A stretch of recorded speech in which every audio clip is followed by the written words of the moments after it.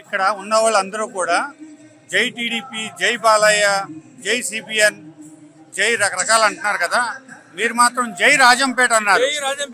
ఎందుకు అలాగన్నారు? ఏంటి what is that? Rajampet అనేది ఒక డిస్టిక్ అండి.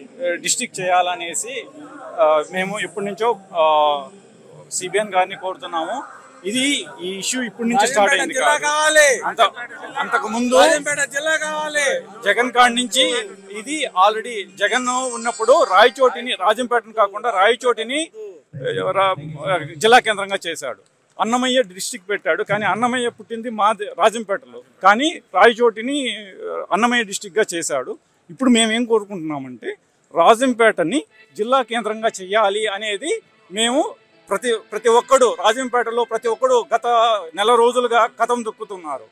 మాకు జిల్లా కావాలి, మాకు జిల్లా కేంద్రం కావాలి, లేదంటే మమ్మల్ని కడపలో అన్నా చేర్చండి, మాకు జిల్లా అన్న కావాలి, మాకు రాయచోటి వద్దు, రాజంపేటే ముద్దు అని ఇప్పటి నుంచో ప్రతి ఒక్క ప్రైవేట్ ఆర్గనైజేషన్స్ కానీ, ప్రతి ఒక్క ప్రజలు కానీ, లేడీస్ కానీ, ప్రతి ఒక్కరు వాళ్ళ స్థాయిల్లో స్వతంత్రంగా వచ్చి వాళ్ళు ఉద్యమిస్తున్నారు.